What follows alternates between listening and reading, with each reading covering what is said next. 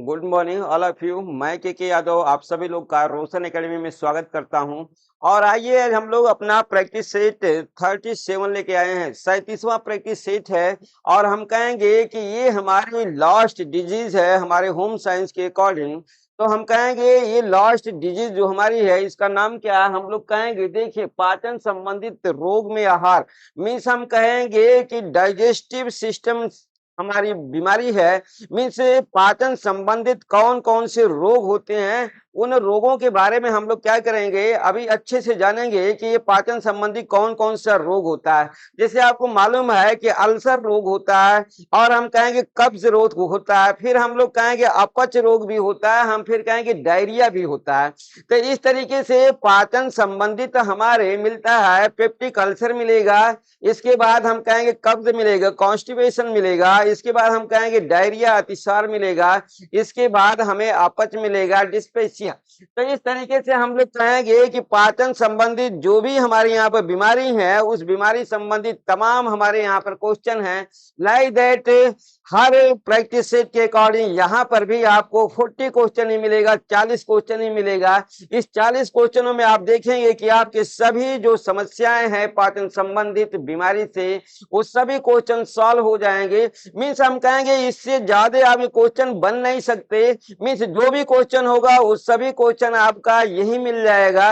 Means आपको बस अच्छे से इसे क्या करना है, ध्यान से देखना है, कुछ चीजें आपको रटनी है और कुछ चीजें आपको समझनी है। तो आइए हम लोग पहला क्वेश्चन स्टार्ट करते हैं। यहाँ पर देखिए बोल रहा है हमारा कि पाचन संबंधित रोग है मीन्स डाइजेस्टिव सिस्टम डिजीज, पाचन संबंधित कौन सा रोग है। तो देखिए हम लोग का बोल रहा है क्या पेप्टिक अल्सर है, हम कहेंगे कब्ज है, अतिसार है। तो हम लोग को मालूम है कि ये सभी रोग हमारे होंगे। पेप्टिक अल्सर संबंधित हमारी जो बातें होती है तो हम लोग कहते हैं कि ये देखिए अल्सर मीन्स होता है हमारा घाव। हम लोग कहते हैं अल्सर मीन्स घाव होता है। पेप्टिक अल्सर मीन्स ये पेप्टिक मीन्स कहाँ का घाव है, हम लोग कहेंगे आमाशय, आमाशय एवं आंत, आमाशय एवं आंत, आमाशय एवं आंत का हम लोग कहेंगे घाव है ये। लाइक दैट हम कहेंगे कब्ज, कब्ज के तहत हम लोग कहेंगे क्या होगा, यहाँ पर हम कहेंगे कि हमारे लिक्विड लिपिड संबंधित जो भोज्य पदार्थ होते हैं मीन्स हम लोग कहेंगे सेमी सॉलिड्स, मीन्स हम कहेंगे कि हमारे फैट होंगे यहाँ पर और वो भी किस रूप में होंगे, हम लोग कहेंगे हमारे लिपिड फॉर्म में होंगे, मीन्स अर्ध ठोस के भाव फॉर्म में होंगे। और ये हमारे क्या करेंगे कहीं न कहीं हमारी आहार नाल में क्या करते हैं जो है इकट्ठे हो जाते हैं, तो उसे हम लोग बोलते हैं कॉन्स्टिपेशन। मीन्स आप पेप्टिक अल्सर संबंधित भी क्वेश्चन मिलेगा, तमाम क्वेश्चन मिलेंगे पेप्टिक अल्सर संबंधित, आपको कब्ज संबंधित भी तमाम क्वेश्चन मिलेंगे, कब्ज के टाइप्स में मिलेंगे, कब्ज कितने प्रकार के होता है और उनका उपचार कैसे होगा, कहाँ कहाँ कब्ज होता है ये भी आपको मिलेगा। फिर हम कहेंगे अतिसार, डायरिया, डायरिया किसके कारण होता है, अतिसार को हम लोग डायरिया बोलते हैं। डायरिया मीन्स ये डायरिया किसके किसके कारण होता है और क्या हमें न्यूट्रिएंट लेना चाहिए, ये सभी चीजें हमारे क्या हैं कि यहाँ पर क्वेश्चन में आपको मिलेंगे। मीन्स आपको डायरिया का पूरा अच्छे से ज्ञान होगा, कब्ज का अच्छे से ज्ञान होगा और कहेंगे पेप्टिक अल्सर का भी आपको अच्छे से ज्ञान होगा। मीन्स ये सभी आपके पाचन संबंधित क्या है, हम कहेंगे बीमारियां हैं। और एक बीमारी आपकी अपच की भी मिलेगी। कुल 4 बीमारियों का आपका यहाँ पर क्या होगा, क्वेश्चन सॉल्व होगा। आइए नेक्स्ट क्वेश्चन हम लोग देखते हैं अपना क्वेश्चन नंबर 2। देखिए पाचन संबंधित रोग नहीं है तो हम लोग कहेंगे कि पाचन संबंधित रोग नहीं है तो हमारा सीधे देखिए जो है क्या डिस्पेसिया है, हार्ट का अल्सर है, डायबिटीज है, फ्लैचुलेंस है। तो हम लोग कहेंगे कि ये देखिए हमारा मिल रहा है डायबिटीज, ये मेटाबॉलिज्म, ये मेटाबॉलिज्म संबंधित बोलिज्म संबंधित संबंधित संबंधित रोग है ये। हम लोग पढ़ रखे हैं, हम लोग डायबिटीज पढ़े हैं, उस डायबिटीज टॉपिक में आप देखेंगे तो वहां पर क्वेश्चन दिया गया है कि डायबिटीज किस प्रकार का रोग है। तो हम लोग को वहां पर क्वेश्चन है कि ये हमारा मेटाबॉलिज्म मीन्स उपापचय संबंधित रोग है। बाकी हम लोग कहेंगे फ्लैचुलेंस से आंत का हमारा अल्सर, डिस्पेसिया, ये सभी हमारी क्या है जो है हम लोग कहेंगे पाचन संबंधित बीमारी है। तो डिस्पेसिया का प्रोसेस आपको मालूम ही होगा कि हम लोग क्या करते हैं, और हम कहेंगे आज का आंसर भी ये सभी क्वेश्चन मिलेंगे लाइक दैट। इसे हम लोग कहेंगे कि पाचन और श्वसन संबंधी समस्याएं हैं ये सब। तो आइए नेक्स्ट क्वेश्चन हम लोग देखते हैं। क्वेश्चन आपको मिलते जाएंगे, आप परेशान बिल्कुल नहीं होना। मुख संबंधी समस्याएं हैं, तो मुख संबंधी समस्याएं देखिए, बोल रहा है क्लेफ्ट पायलेट लिप और कह दंत क्षरण, और फिर बोल रहा है फ्लैक्चर्ड जबड़ा। डी हम कहेंगे सभी। ये देखिए माउथ संबंधित ये सभी हमारे क्या है जो है प्रॉब्लम्स हैं मुख संबंधित। तो यहाँ पर हम लोग को मालूम होना चाहिए कि ये सब है क्या जो है। तो देखिए पहले तो आपको कहा गया है कि इसका मतलब होता है तालु। क्या बोलते हैं हम लोग? तालु। तो तालु में विकृतियां हैं, क्लेफ्ट पैलेट, इसके बाद क्लेफ्ट लिप। लिप मीन्स आपको मालूम है होठ होता है, लिप मीन्स हम लोग कहते हैं होठ होता है, होठ होठ।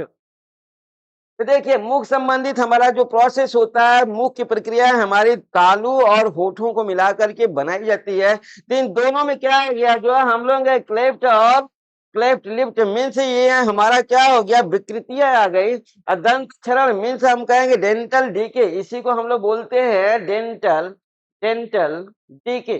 डेंटल डीके मीन्स हम कहेंगे क्षरण हो रहा है, दांत कमजोर हो रहे हैं, दांत जगह जगह से क्या कर रहे हैं, टूट रहे हैं जो है। लाइक दैट हम लोग कहेंगे देखिए जॉ, जॉ मीन्स जबड़ा होता है, जबड़ा भी हमारा क्या हो गया, हम लोग कहेंगे कि यहाँ पर देखिए फ्रैक्चर्ड मीन्स फैल गए हैं जो है। तो इस तरीके से हमारा क्या मुख संबंधित ये सभी समस्याएं आएंगी, मीन्स ऑप्शन सही होगा डी। आइए चौथा क्वेश्चन देखते हैं। देखिए ग्रास नली संबंधी समस्या है, तो ग्रास नली हम लोग कहेंगे ओइसोफेगस। ग्रास नली को हम लोग क्या बोलते हैं, हम लोग कहते हैं ओइसोफेगस। देखिए ओइसोफेगस, फेगस, ओइसोफेगस। अब ये ग्रास नली संबंधी समस्या है, तो देखिए डिस्फेजिया अपाचन बोल रहा है, अपाचन, इसके बाद हार्ड हॉर्निया, इसके बाद हार्ड एक हायड है, हायड हॉर्निया, इसके बाद रिफ्लेक्स, रिफ्लेक्स ईसोफेगे ईसोफेगाइटिस, और डी बोल रहा है सभी। तो हम लोग कहेंगे कि देखिए ये सभी हैं, मीन्स हम कहेंगे कि ग्रॉस नली, हमारा ग्रॉस नली आप समझिए हम लोग का एलिमेंट्री आहार नाल, आहार नाल की प्रक्रिया, पाचन हमारा कहाँ होता है, हम कहेंगे आहार नाल। आहार नाल में हमारा क्या होता है, पाचन। पाचन कहाँ होता है, आहार नाल में। आहार नाल को हम लोग इंग्लिश में बोलते हैं elementary, elementary canal, elementary canal. ये एलिमेंट्री का कैनाल का जो फर्स्ट हमारा पॉइंट होता है वो हमारा माउथ होता है, माउथ, या हम लोग बोलते हैं बक्कल कैविटी। क्या बोलते हैं, बक्कल कैविटी, कैविटी माउथ या बक्कल कैविटी होता है। और दूसरा हम लोग कहते हैं हमारा क्या होगा, मुख या मुख गुहा। इसके बाद फैरनिक्स होता है, क्या कहते हैं, फैरनिक्स होता है हमारा, फैरनिक्स, फैरनिक्स। और तीसरा हम लोग कहते हैं ओइसोफेगस, ओइसोफेगस, ओइसोफेगस। देखिए ओइसोफेगस चौथे के तहत हम लोग को मालूम है कि चौथा हमारा क्या आता है, स्टमक आता है, स्टमक। और इसके बाद पांचवा हमारा आती है small intestine, small intestine, intestine. और हमारा छठा आता है जो large intestine, large, large intestine. तो ये सभी हमारे पाचन कहाँ होता है, हम लोग कहेंगे एलिमेंट्री कैनाल मीन्स आहार नाल में होता है। आज की शुरुआत पाचन की कहाँ से होती है, माउथ से होती है। और इसके बाद हम लोग कहते हैं कि ये सभी पार्ट हमारे एलिमेंट्री कैनाल के हैं, मीन्स आहार नाल के कुल 6 भाग होते हैं। इस 6 भागों के तहत हम लोग का मिल रहा है कि ग्रास नली संबंधित ओइसोफेगस, ओइसोफेगस संबंधित हमारी समस्या है। तो हम कहेंगे कि ओइसोफेगस के प्रोसेस में हम लोग कहेंगे कि हमारा क्या होगा, डिस्फेजिया भी होगा, हाइड हर्निया भी होगा, रिफ्लेक्स ईसोफेगाइटिस होगा। और इसके बाद हम लोग ये स्टेप देखना, थोड़ा सा स्टेप में मिस्टेक हुआ है, ये तीसरे स्टेप पे आएगा और ये दूसरे पे आएगा। ठीक, हम लोग माउथ और इसके बाद ओइसोफेगस फिर फायरनिक्स कहते हैं। तो इस तरीके से हमारा क्या होगा, ये ऑप्शन हमारे क्या होंगे, सभी सही होंगे यहाँ पर। आइए नेक्स्ट क्वेश्चन हम लोग देखते हैं, 5वां क्वेश्चन। देखिए पेप्टिक अल्सर रोग संबंधित है, संबंधित मीन्स किससे संबंधित है हमारा पेप्टिक अल्सर। तो लाइक दैट देखिए हम लोग क्या बोलेंगे यहाँ पर, हम लोग कहेंगे कि पेप्टिक अल्सर रोग संबंधित है आमाशय की श्लेष्मिक झिल्ली में। देखिए आमाशय की श्लेष्मिक झिल्ली झिल्ली श्लेष्मिक झिल्ली में घाव, और दूसरा हम कहेंगे पक्वाशय में घाव। पक्वाशय आप समझते होंगे, बोला गया है ग्रहणी, इसको बोलते हैं ग्रहणी, ग्रहणी। इस तरीके से हम लोग कहेंगे सी दोनों, तो हम लोग को मालूम हो गया कि ऑप्शन हमारा क्या सही होगा, दोनों होगा। आमाशय की जो म्यूकस मेम्ब्रेन होती है उसमें घाव होगा, और हम कहेंगे कि छोटी आंत ग्रहणी। पक्वाशय का सिस्टम देखिए, हम लोग कहेंगे कि स्मॉल इंटेस्टाइन, स्मॉल इंटेस्टाइन के 3 पार्ट होते हैं। पहले के तहत हम लोग यही बोलते हैं जो है पक्वाशय, पक्वाशय ऑब्लिक हम लोग कहेंगे या ग्रहणी बोलेंगे, ग्रहणी बोलेंगे, या ड्यूओडिनम बोलेंगे, या इंग्लिश में ड्यूओडिनम, ड्यूओडिनम। इसी में घाव होता है। हम लोग क्या कहेंगे, पेप्टिक अल्सर का संबंध हमारा किससे है, हम लोग कहेंगे peptic ulcer, peptic peptic ulcer, peptic ulcer का संबंध हम लोग को मालूम हो गया किससे रहा, जो है हमारा ग्रहणी से है। लाइक दैट हम कहें आमाशय की श्लेष्मिक झिल्ली में भी घाव है, हम लोग कहेंगे ऑप्शन हमारा क्या सही होगा, सी सही होगा। तो इस तरीके से आपने देख लिया कि पेप्टिक अल्सर का मतलब क्या रहा है। हम लोग कहेंगे छोटी आंत के प्रथम भाग हमारा क्या, ड्यूओडिनम या ग्रहणी। दूसरा आपको मालूम ही होगा, हम लोग कहते हैं जेजुनम, जेजुनम, जेजुनम। और तीसरा हमारा होता है इलियम, इलियम, इलियम, या हम लोग कहते हैं सेशांत, सेशांत, सेशांत भी इसे हिंदी में कहा जाता है। तो इस तरीके से हमारा अल्सर का जो संबंध है वो ग्रहणी से होता है, और हम लोग कहेंगे आमाशय से होता है। आइए नेक्स्ट क्वेश्चन हम लोग देखते हैं। छठा क्वेश्चन देखिए, आमाशय के किस भाग में पेप्टिक अल्सर होता है। लाइक दैट हम लोग कहेंगे आमाशय के 3 भाग होते हैं। यहाँ पर देखिए पार्ट्स ऑफ स्टमक, हम लोग को मालूम है कि parts of stomach, stomach, stomach के 3 पार्ट होते हैं, जिसे हम लोग बोलते हैं कार्डियक, कार्डियक, कार्डियक। दूसरा फंडिक, फंडिक, और तीसरा होता है पाइलोरिक, पाइलोरिक, पाइलोरिक। अब देखिए कार्डियक, फंडिक और पाइलोरिक के प्रोसेस में हम लोग कहेंगे कि पेप्टिक अल्सर, जैसे आपने देखा था कि छोटी आंत के किस भाग में, प्रथम भाग में अल्सर होता है। कहेंगे कि यहाँ पर ये फर्स्ट भाग है, ये फर्स्ट है, ये सेकेंड भाग है, और ये हमारा थर्ड भाग है। तो आमाशय के किस भाग में पेप्टिक अल्सर होगा, तो हम लोग को मालूम है कि यहाँ पर भी फर्स्ट भाग में भी होगा। हम लोग कहेंगे कि देखिए हमारा कार्डियक, लाइक दैट हमारा पाइलोरिक भाग, फंडिक भाग, कार्डियक। तो हम लोग को मालूम होना चाहिए कि हमारा पाइलोरिक भाग में होगा। कहाँ पर होगा, हम लोग कहेंगे कि देखिए पाइलोरिक, यहाँ पर हम लोग का मिलेगा peptic ulcer, peptic ulcer means छोटी आंत का प्रथम भाग, छोटी आंत के फर्स्ट भाग में अल्सर होगा,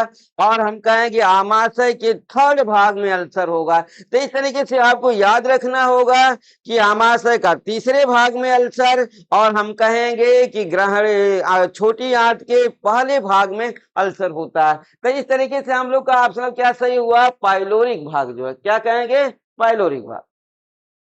आइए 7th क्वेश्चन देखते हैं। देखिए छोटी आंत के किस भाग में पेप्टिक अल्सर होता है। तभी हम लोग को मालूम था कि हम लोग कहेंगे छोटी आंत के हम लोग का ग्रहणी भाग में, यहाँ पर दे रखा है ग्रहणी, इसी ग्रहणी को हम लोग पक्वाशय भी बोलेंगे, पक्वाशय भी कहेंगे, और इसी को ड्यूओडिनम भी कहेंगे, ड्यूओडिनम भी कहेंगे। मीन्स हमारा क्या होगा, छोटी आंत के ग्रहणी भाग में हमारा अल्सर होगा। देखिए पेप्टिक अल्सर रोग में कौन सा रोग उत्पन्न होता है। हम लोग कहेंगे अगर पेप्टिक अल्सर किसी को हो गया, वो चाहे हमारा आमाशय का पेप्टिक अल्सर हो या हम कहें इंटेस्टाइन का पेप्टिक अल्सर हो, अगर उसको अल्सर हो गया तो अल्सर मीन्स घाव है, घाव के तहत हम लोग कहेंगे ब्लड का सिक्रीशन होगा, ब्लड उसमें से निकलेगा। जब ब्लड निकलेगा तो हम लोग कहेंगे कि रक्त की कमी हो जाएगी। जब ब्लड की कमी हो जाएगी तो ऑलवेज हमें मालूम हो गया कि हम एनीमिया रोग होगा। क्या होगा? एनीमिया। देखिए पेप्टिक अल्सर मीन्स ये घाव है और घाव से हमें निकलेगा रक्त, निकलेगा ब्लड निकलेगा, और जब ब्लड निकलेगा तो हम कहेंगे कि ब्लड का रक्त की कमी हो जाएगी, रक्त की कमी होगी, और रक्त की कमी को हम लोग कहेंगे एनीमिया रोग। एनीमिया, एनीमिया, एनीमिया रोग, एनीमिया रोग कहेंगे। क्या बोलेंगे? एनीमिया। लाइक दैट हम लोग का मिला ऑप्शन क्या? डी। जनरली याद रखना कि पेप्टिक अल्सर एक घाव होता है, इस घाव में क्या होगा? रक्त ज्यादा बहेगा, मीन्स जो भी हम फीसिस की प्रोसेस में आएंगे तो उस समय क्या होगा? फीसिस के साथ ब्लड भी निकलेगा, या स्टूल के साथ हम कहेंगे कि ब्लड निकलेगा, मीन्स हमारे बॉडी से रक्त धीरे धीरे निकलने लगेगा, हम कहें रक्त की कमी हो जाएगी। जब रक्त की कमी होगी तो हम लोग कहेंगे एनीमिया रोग हो गया। आइए 8वां 9वां क्वेश्चन देखते हैं हम लोग। 9वां क्वेश्चन देखिए, पेप्टिक अल्सर में किस विटामिन की कमी हो जाती है? अब विटामिन भी देखना है कि अगर पेप्टिक अल्सर हो गया तो बॉडी में हमारे विटामिन की कमी हो जाती है। तो किस विटामिन की कमी होगी? तो हम लोग को मालूम होना चाहिए कि विटामिन हमारा कौन सा होगा। तो हम लोग कहेंगे विटामिन क्या बी सी होगा, या विटामिन हमारा बी ए होगा, या विटामिन के सी होगा, या विटामिन हमारा डी ई होगा। तो हम लोग कहेंगे पेप्टिक अल्सर में हमारा जो विटामिन की कमी होगी है विटामिन डी और ई होगी। क्या कहेंगे हम लोग? विटामिन डी और ई की कमी होगी। लाइक दैट ऑप्शन हमारा क्या सही होगा? डी सही होगा। आइए 10वां क्वेश्चन हम लोग देखते हैं, पेप्टिक अल्सर रोग का कारण है। किस कारण से ये हम कहें कि घाव हुआ, आमाशय में घाव हुआ, छोटी आंत के ग्रहणी भाग में घाव हुआ, तो इस घाव के होने का कोई रीजन होगा। अब जो रीजन होगा वो हम लोग को यहाँ पर देखना है। तो क्या रीजन है? हम लोग कहेंगे क्या म्यूसिन की कमी होगी, धूम्रपान होगा, जठर रस में वृद्धि होगी, डी हमारा सभी। हम कहेंगे कि ये सभी इसके रीजन है। मीन से म्यूसिन की कमी, म्यूसिन लाइक दैट हम लोग म्यूकस बोलते हैं, म्यूकस कहेंगे, या हम श्लेष्म कहेंगे, श्लेष्म की कमी होगी, श्लेष्म की कमी होगी। धूम्रपान स्मोकिंग, जठर रस में वृद्धि, हम लोग कहेंगे गैस्ट्रिक जूस, गैस्ट्रिक जूस कि क्या होगी? गैस्ट्रिक जूस की कमी होगी। मीन्स जठर रस, मीन्स हम कहेंगे आमाशय से स्रावित होने वाले रस। जठर रस मतलब क्या? हम लोग कहेंगे आमाशय से स्रावित होने वाले, आमाशय से स्रावित होने वाले रस। अब इस रस क्राइटेरिया में अगर आप देखें तो हम लोग कहेंगे HCl होगा, हाइड्रोक्लोरिक एसिड होगा, और इसके बाद हम लोग कहेंगे एंजाइम होंगे। क्या होंगे? एंजाइम होंगे। तो हम लोग को मालूम है कि कितने एंजाइम? 3 एंजाइम यहाँ से सिक्रीशन होता है। यहाँ पर कितने एंजाइम? तो एंजाइम के प्रोसेस में अगर आप देखें एंजाइम, तो 3 एंजाइम सिक्रीशन यहाँ पर होता है। जैसे हम लोग कहते हैं पेप्सिन, रेनिन और हमारा लाइपेज। इस तरीके से ये सभी एंजाइम होते हैं। हम लोग कहेंगे कि जठर रस में इन सभी की वृद्धि हो गई, हो गया हमारा क्या? Peptic ulcer.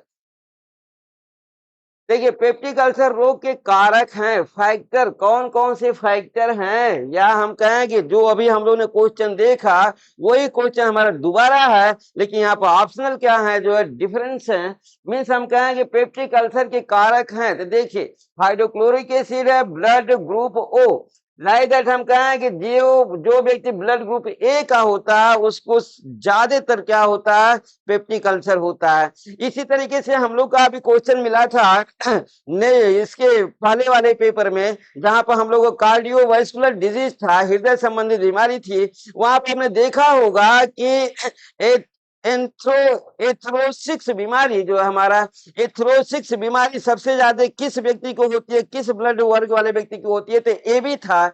और यहाँ पे हम लोग कहेंगे पेप्टिक अल्सर ज्यादातर ब्लड ग्रुप ओ के जो व्यक्ति होते हैं उनको ज्यादातर पेप्टिक अल्सर की शिकायत होती है। फिर हम कहेंगे मिर्च, मसाले, पेय पदार्थ, और हम कहेंगे मानसिक तनाव, चाय, कॉफी, शराब ये सभी हमारे क्या हैं, सभी फैक्टर हैं किसके, पेप्टिक अल्सर से। मीन्स हम लोग को स्पाइसी चीजें ज्यादा नहीं खानी चाहिए, नहीं तो पेप्टिक अल्सर हो जाएगा। बिवरेज हम कहेंगे, बिवरेज मीन्स हम कहेंगे कार्बोनेटेड पेय पदार्थ हम लोग को कम सेवन करना चाहिए, पेप्सी, कोका कोला, ठंडा, बियर, ये सभी बिवरेज हमारे यहाँ पेय पदार्थ। और इसके बाद हम लोग कहेंगे स्ट्रेस, ज्यादा हम लोग को स्ट्रेस नहीं लेना चाहिए, नहीं तो पेप्टिक अल्सर हो जाएगा। चाय और कॉफी भी हम लोग को ज्यादा नहीं लेनी चाहिए, और हम कहेंगे अल्कोहल भी नहीं लेना चाहिए। अगर इन सब का अगर हम ज्यादा सेवन करते हैं तो हमारा पेप्टिक अल्सर होगा। मीन्स या तो आमाशय में घाव होगी, या हम कहेंगे छोटी आंत में घाव होगी। आइए नेक्स्ट क्वेश्चन हम लोग देखते हैं। 12वां क्वेश्चन देखिए, पेप्टिक अल्सर रोग में ऊर्जा और कार्बोज देना चाहिए। हम लोग कहेंगे घाव तो बनी हुई है आमाशय में और हमारे छोटी आंत में, तो वहां पर हम लोग क्या क्या देना है, ऊर्जा और कार्बोज। ऊर्जा और कार्बोज हम लोग को कम देना चाहिए या अधिक देना चाहिए या सामान्य देना चाहिए, या हम कहेंगे देना ही नहीं चाहिए। तो लाइक दैट इस तरह के प्रोसेस में हम लोग कहेंगे क्या करेंगे, उसे हम लोग कम देंगे, एनर्जी कम, ऊर्जा ऊर्जा और कार्बोज हम लोग क्या करेंगे, उसको कम देंगे। आइए नेक्स्ट क्वेश्चन देखते हैं, 13 क्वेश्चन। पेप्टिक अल्सर रोग में प्रोटीन और वसा मीन्स प्रोटीन और फैट हमें कितना देना है, देनी चाहिए, कम देना चाहिए या अधिक देना चाहिए। तो हम लोग कहेंगे कि नहीं, अब ये चीजें हमारी बदल गई है, हम लोग कहेंगे अधिक देना चाहिए। तो इस तरीके से हम लोग को मालूम हुआ कि पेप्टिक अल्सर के प्रोसेस में हम लोग को मिला। अब इस तरह के प्रोसेस में आप देख सकते हैं जो है कार्बोज कार्बोज प्लस ऊर्जा, कार्बोज प्लस ऊर्जा कम देना है, कम देना है। और यहाँ पर देखिए प्रोटीन प्लस वसा, वसा ये हम लोग क्या देनी है, अधिक देना है, अधिक। तो इस तरीके से आपको मालूम हो गया कि पेप्टिक अल्सर में हम लोग को मिला 3 न्यूट्रिएंट मिले। 3 न्यूट्रिएंट के तहत हम लोग कहेंगे कि हमारा 2 न्यूट्रिएंट प्रोटीन और फैट्स अधिक देना है, और कार्बोज प्लस ऊर्जा हमको क्या करनी है, कम देना है। आइए नेक्स्ट क्वेश्चन देखते हैं, 14वां क्वेश्चन देखते हैं। ये पेप्टिक अल्सर रोग में आयरन और विटामिन से देना चाहिए। मीन्स हम लोग कहेंगे आयरन और विटामिन हमको कम देना है या अधिक देना है। काउंसलर ये आयरन और विटामिन का प्रोसेस है, कम देंगे या अधिक देंगे। हम कहेंगे सामान्य होगा, कम होगा, अधिक होगा, डी कोई नहीं होगा। तो हम लोग कहें क्या करेंगे, इसे भी हम लोग अधिक देंगे। मीन्स आयरन और विटामिन हमें क्या करना है, ज्यादा देना है। क्यों विटामिन ज्यादा देना है, क्योंकि हम लोग कहेंगे विटामिन हमारा प्रोटेक्टर होता है, सुरक्षा गार्ड होता है। मीन्स जो घाव बनी है वो ज्यादा न फैलने पाए, इसलिए हम लोग विटामिन उसको क्या करेंगे, ज्यादा देंगे। फैट की चीजें इसलिए ज्यादा देंगे क्योंकि फैट के प्रोसेस में हम लोग को मालूम है अनसैचुरेटेड फैट हमारा क्या होता है, मेडिसिनल होता है, औषधीय कारक होता है। मीन्स वो भी घाव को फैलने नहीं देगा, इसलिए हम कहेंगे अधिक देंगे। आइए 15वां क्वेश्चन हम लोग देखते हैं। देखिए पेप्टिक अल्सर रोग में आहार देना चाहिए, आहार हम लोग को देना है, तो कौन सा आहार हम लोग देंगे, यहाँ पर दे रखा है जो है लाइक दैट। आप लोग को मालूम है कि एथेरोस्क्लेरोसिस हार्ट डिजीज में हम लोग का कौन सा रोग था, कैंपनर। मैं कहूंगा कि हार्ट डिजीज में कैंपनर हमें भोजन देना था। कैंपनर भोजन का प्रोसेस हमने आपको बताया है अच्छे से। यहाँ पे देखिए पेप्टिक अल्सर में आहार, कौन सा आहार देना है हमें, कहेंगे शिल्पी आहार देंगे, या हम कहेंगे एंडरसन आहार देंगे, या हम कहेंगे देखिए म्यूलेन ब्रेट और लैन हॉट्स देंगे, या हम कहेंगे डी सभी। हम कहेंगे सभी आहार दिया जाएगा। तो आइए हम लोग देखते हैं सिप्पी आहार का प्रोसेस क्या होता है।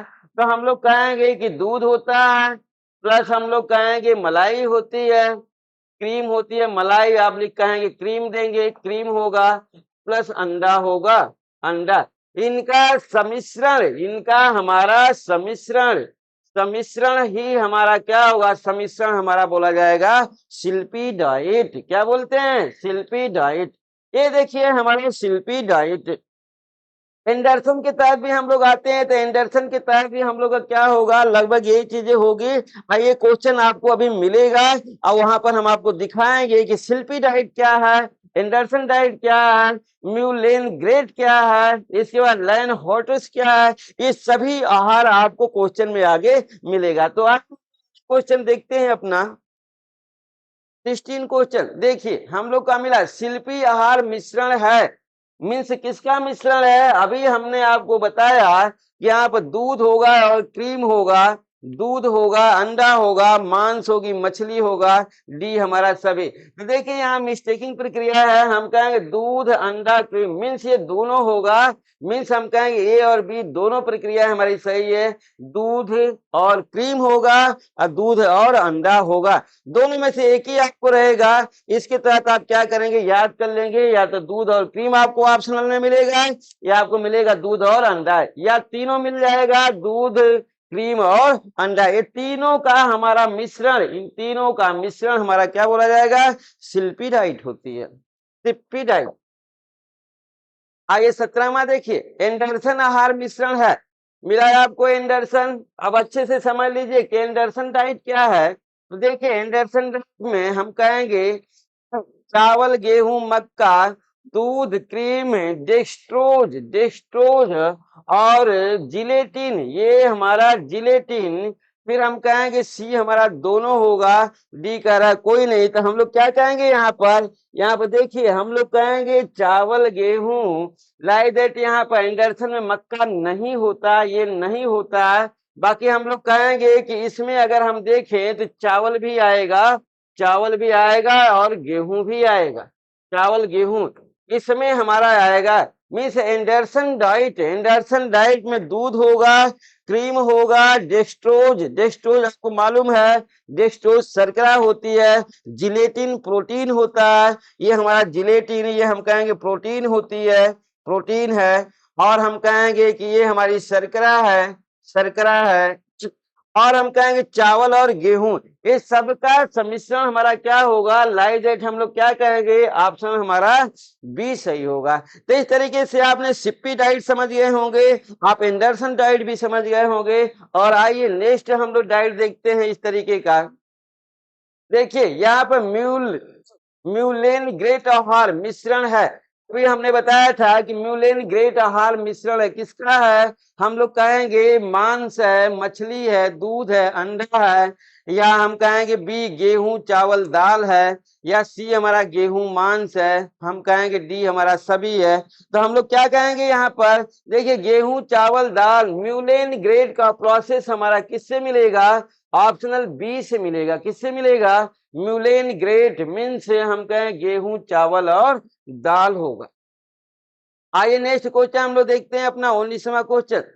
देखिए लैन हॉर्टस आहार मिश्रण है, मीन्स लैन हॉर्टस, ये हमारा लास्ट डाइट है जो हम लोग कहेंगे कि हमारा पेप्टिक अल्सर में दिया जाता है। तो लैन हॉर्टस डाइट क्या है, तो देखिए लैन हॉर्टस डाइट हमारा दूध और मांस है, दूध और अंडा है, खिचड़ी है, या हम लोग कहेंगे कोई नहीं, तो हम लोग को मालूम है कि हम लोग क्या कहेंगे, हम लोग कहें दूध और अंडा, क्या बोलेंगे, दूध और अंडा को हम लोग क्या कहेंगे, क्रीम निकल गया, सिप्पी डाइट से क्रीम निकल गया, तो उसे हम लोग बोलेंगे लैन हॉर्टस डाइट जो है। आइए 20वां क्वेश्चन देखते हैं हम लोग। देखिए पेप्टिक अल्सर रोग प्रदर्शित करता है, क्या प्रदर्शित करता है, हम लोग कहेंगे आमाशय में घाव, ग्रहणी में घाव, सी हमारा दोनों, तो हम लोग को मालूम हो गया कि दोनों में घाव प्रदर्शित करता है। आइए 21 क्वेश्चन देखिए, पेप्टिक अल्सर मीन्स अल्सर संबंधित आपके रोग की बातें हो गई हैं। अब हम लोग देखेंगे कब्ज मीन्स कॉन्स्टिपेशन।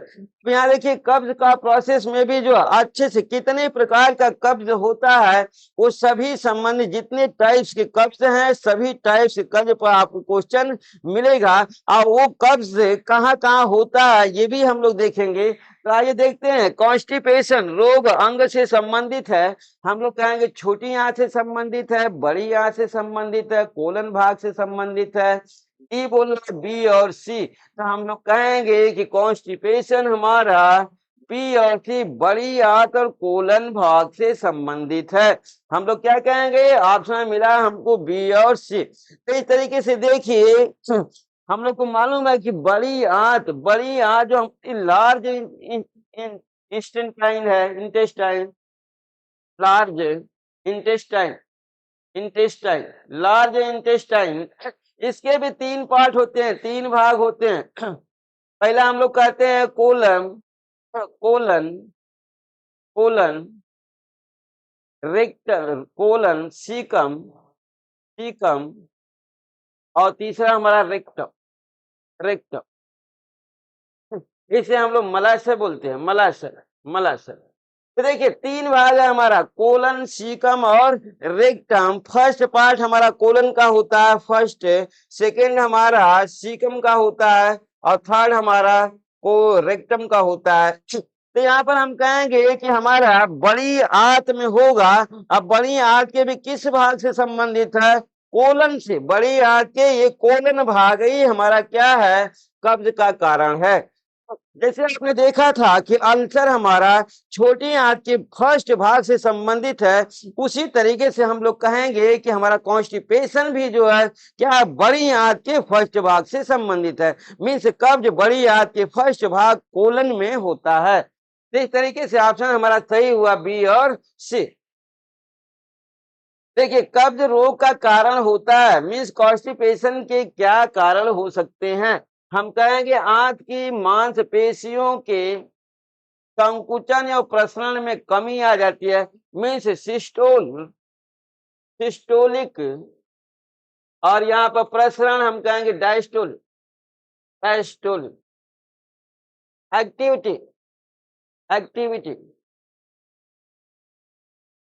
एक्टिविटी, सिस्टोलिक और डायस्टोलिक एक्टिविटी में क्या हो गया? हम लोग कहें कमी हो गया, रफेज की कमी हो गई, हम कहेंगे वाटर की कमी हो गई। ऑप्शन हमारा सही मिला डी। मीन्स हम कहेंगे वाटर की कमी होगी तब भी कॉन्स्टिपेशन हो जाएगा। हम लोग कहेंगे सिस्टोलिक और डायस्टोलिक प्रक्रिया मीन्स क्रमाकुंचन, हम लोग कहते हैं क्रमाकुंचन गति होती है, पेरिस्टोलिसिस मूवमेंट होता है हमारे जो है क्या पूरे एलिमेंट्री कैनाल में। वहां सिस्टोल सिकुड़ना और फैलना, सिस्टोल सिकुड़ना, डायस्टोल प्रसरण फैलना, इसमें अगर कमी आ गई तो हम लोग कहेंगे क्या हो जाएगा? कॉन्स्टिपेशन हो जाएगा।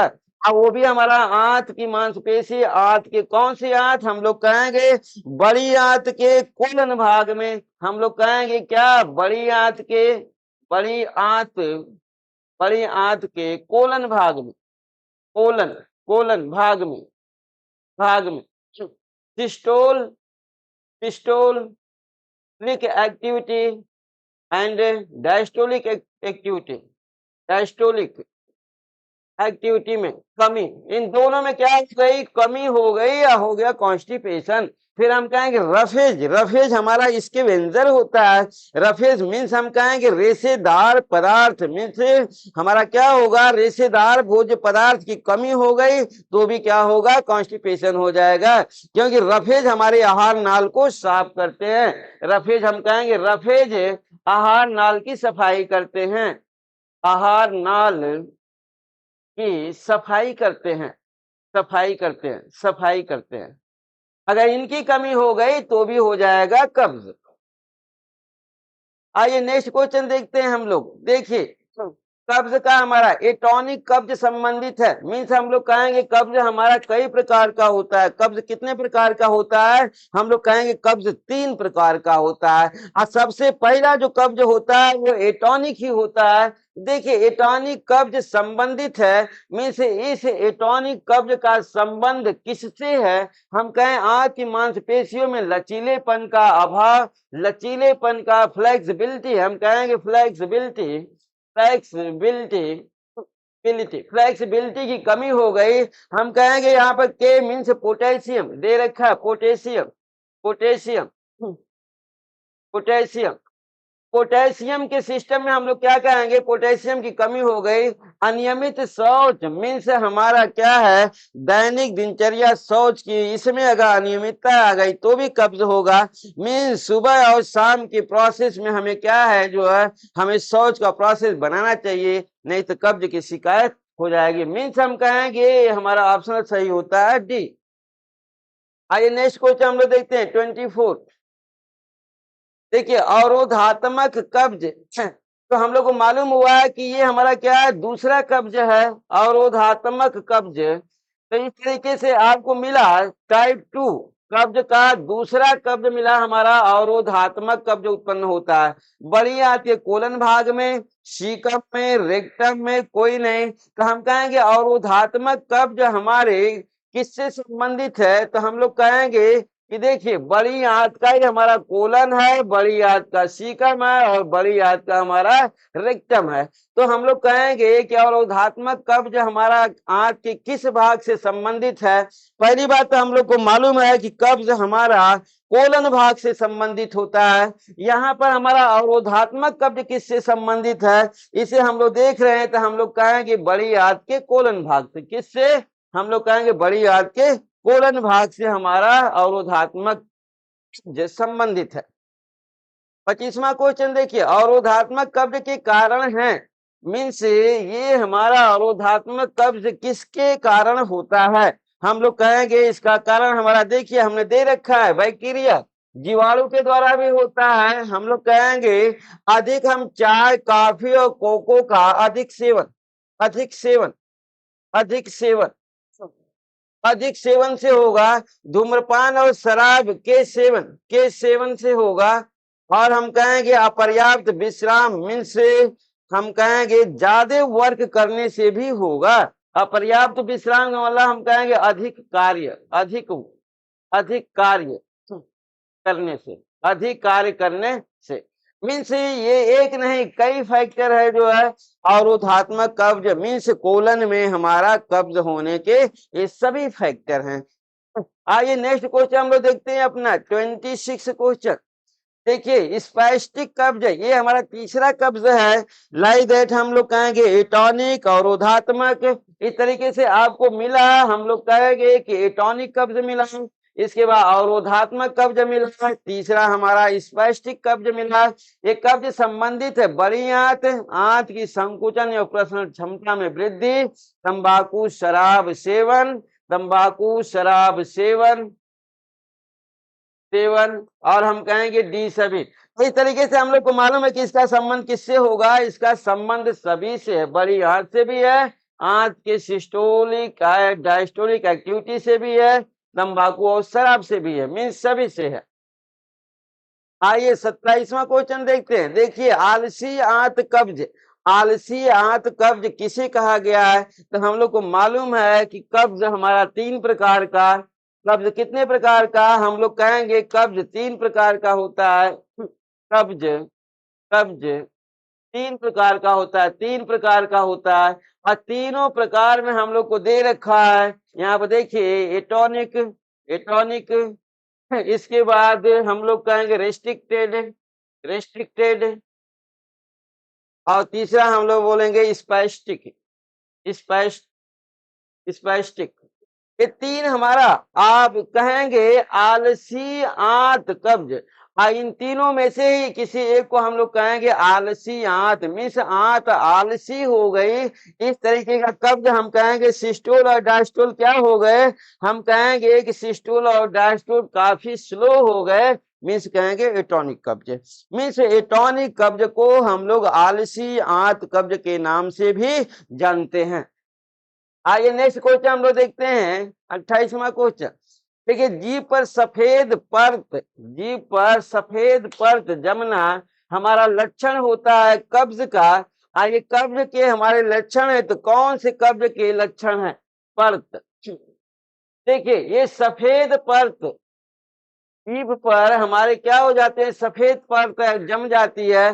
क्या ये टॉनिक कब्ज है या अवरोधात्मक कब्ज है या स्पैस्टिक कब्ज है, या हम कहेंगे कोई नहीं। तो हम लोग को इतना मालूम है कि अवरोध पैदा कर दिया, जीभ में क्या किया, अवरोध पैदा किया। कौन सा अवरोध, हम लोग कहेंगे कि जीभ पर हमारे टेस्ट बड्स होते हैं, स्वाद कलिकाएं होती हैं, उसको क्या कर दिया, उसने अवरोध पैदा कर दिया, सफेद लेयर आ गई, जिससे कि अब वो क्या कर रही है, स्वाद का अच्छे से अवशोषण नहीं कर पा रही हैं। तो जीभ पर सफेद परत बनेगा किसमें, अवरोधात्मक कब्ज में।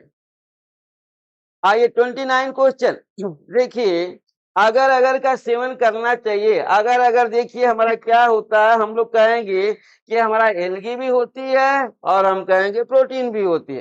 तो यहाँ पर ये हमारा क्या है, हम लोग कहेंगे कि ये हमारी प्रोटीन है। क्या है ये? प्रोटीन है। का सेवन करना चाहिए एटॉनिक कब्ज में, स्पाइस्टिक कब्ज में, दोनों में। हम कहेंगे दोनों कब्ज में हम लोग को प्रोटीन का सेवन करना चाहिए। मीन्स अगर अगर प्रोटीन का प्रयोग हम लोग चाहे टॉनिक हो चाहे स्पाइस्टिक हो, दोनों में करना चाहिए। आइए नेक्स्ट क्वेश्चन हम लोग देखते हैं अपना 30वां क्वेश्चन।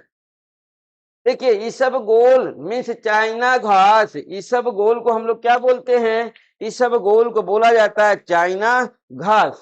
तो हम कहेंगे चाइना घास की भूसी प्रयोग करनी चाहिए, किसमें? एटॉनिक कब्ज में या स्पाइटिक कब्ज में या दोनों में? तो हम लोग कहेंगे दोनों में। चाइना घास का प्रयोग दोनों प्रकार की कब्ज में करना चाहिए। आइए नेक्स्ट क्वेश्चन 31 देखते हैं जो है। देखिए मिल्क ऑफ मैग्नीशिया और एनीमा का प्रयोग करना चाहिए। मीन्स ये भी हमारे क्या हैं, हम लोग कहेंगे कब्ज को दूर करने वाले हमारे पदार्थ हैं। मिल्क ऑफ मैग्नीशिया और एनीमा। मिल्क ऑफ मैग्नीशिया और एनीमा, इनका प्रयोग करना चाहिए। टॉनिक कब्ज है, अवरोधात्मक कब्ज है, स्फैटिक कब्ज है, या कोई नहीं तो हम लोग को मालूम है कि हम लोग इसे किसे में प्रयोग करेंगे? अवरोधात्मक कब्ज में। याद कर लेना इसको अच्छे से, क्योंकि क्वेश्चन यहीं से सब आते हैं और यहीं से क्वेश्चन फिर आपको आएंगे। मीन्स मिल्क ऑफ मैग्नीशिया और एनीमा का प्रयोग अवरोधात्मक कब्ज को दूर करने में किया जाता है।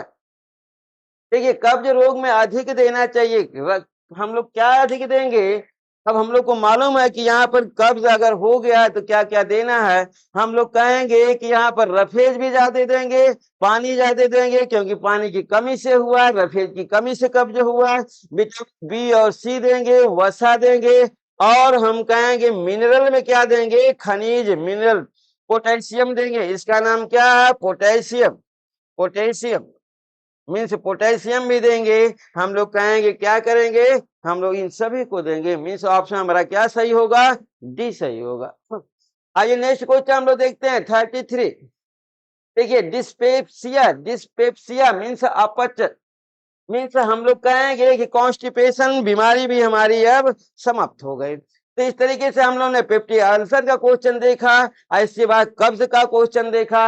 अब हम लोग क्वेश्चन देख रहे हैं किसका? अपच का। इस अपच को हम लोग इंग्लिश में क्या बोलते हैं? डिस्पेप्सिया। और डिस्पेप्सिया का कारण क्या है? जठर रस का अधिक स्राव, या हम कहेंगे आंत संक्रमण, या अधपका भोजन, या हम कहेंगे डी सभी। हम कहेंगे अधपका भोजन खाएंगे तो भी अपच हो जाएगा। हम कहेंगे अगर हमारा क्या होगा? इंटेस्टाइनल हमारा इन्फेक्शन होगा, आंत में इन्फेक्शन होगा तो भी अपच होगा। ऐसी बात जठर रस का स्राव अगर अधिक निकल गया, लाइक ज्यादातर ये हाइड्रोक्लोरिक एसिड, अगर ये ज्यादा निकल गया तो हम लोग कहें क्या हो जाएगा? अपच हो जाएगा, मीन्स डिस्पेप्सिया हो जाएगा।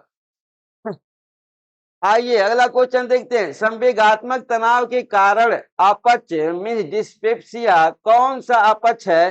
तो देखिए डिस्पेप्सिया का भी टाइप्स है। डिस्पेप्सिया मीन्स अपच भी हमारे दो प्रकार के होते हैं, और दोनों प्रकार में देखिए क्रियात्मक अपच या देहात्मक अपच या दोनों। तो हम लोग कहेंगे यहाँ पर देखिए स्ट्रेस के कारण जो है क्या हुआ? अपच हुआ।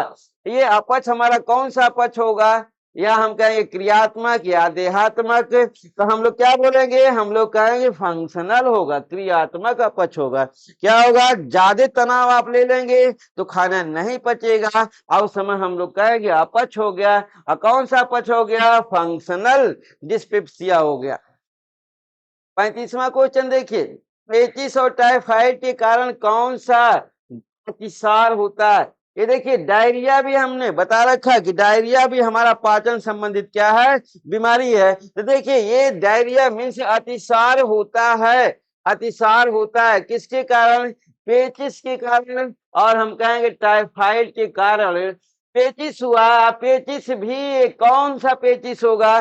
देखिए दैहिक पेचिश ये हमारा डायरिया हुआ या क्रियात्मक हुआ या दोनों हुआ, तो देखना हम लोग क्या बोलेंगे, दैहिक क्रियात्मक और दोनों। तो इसके तहत हम लोग को मालूम है कि हम लोग कहेंगे दैहिक होगा। क्या होगा? दैहिक होगा, मीन्स पर डे होगा। दैहिक का प्रोसेस क्या होता है? प्रतिदिन, प्रतिदिन का प्रोसेस होता है, डेली डायरिया का प्रोसेस होगा।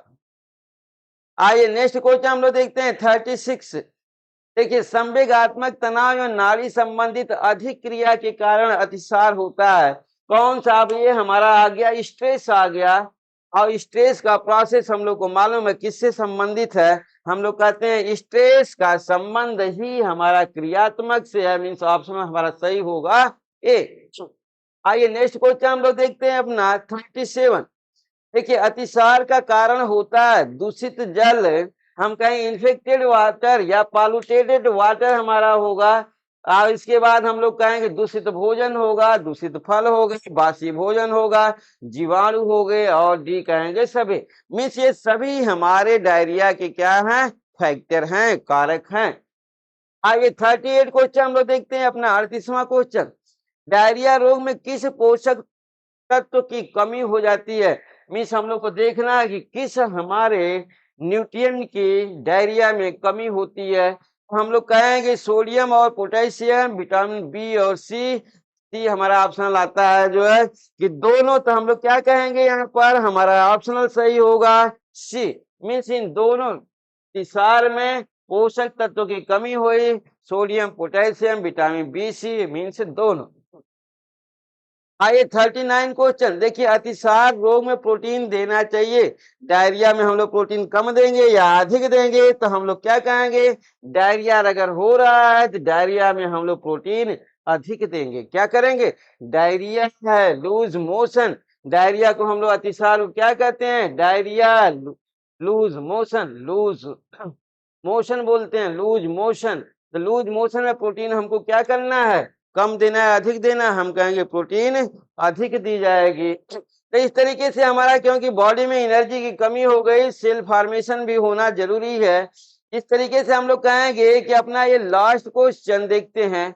अतिसार रोग में अधिक देना चाहिए, अधिक क्या देंगे हम लोग? ऊर्जा, कार्बोज, रफेज, और लास्ट में हमारा आ रहा है डी। हम लोग कहेंगे कि डायरिया में हमारा ऊर्जा, कार्बोज, रफेज, इसमें से हम लोग क्या देंगे? कार्बोज रफेज नहीं देंगे, हम लोग क्या ज्यादा देंगे? एनर्जी ज्यादा देंगे, क्योंकि लूज मोशन में एनर्जी की कमी हो जाती है। तो इस तरीके से हमारा ऑप्शन क्या सही हुआ? ए। तो इसके साथ ही हम लोग का पाचन संबंधित जो बीमारी थी, जैसे हम लोग कहे पेप्टिक अल्सर हुआ, और हम कहेंगे कब्ज हुआ, फिर हम कहेंगे अपच हुआ, फिर हम कहेंगे डायरिया हुआ। इस 4 बीमारियों संबंधित आपके जो क्वेश्चन थे वो यहाँ पर हो गए हैं, और इसके साथ ही आज की क्लास हमारी समाप्त होती है। नमस्कार।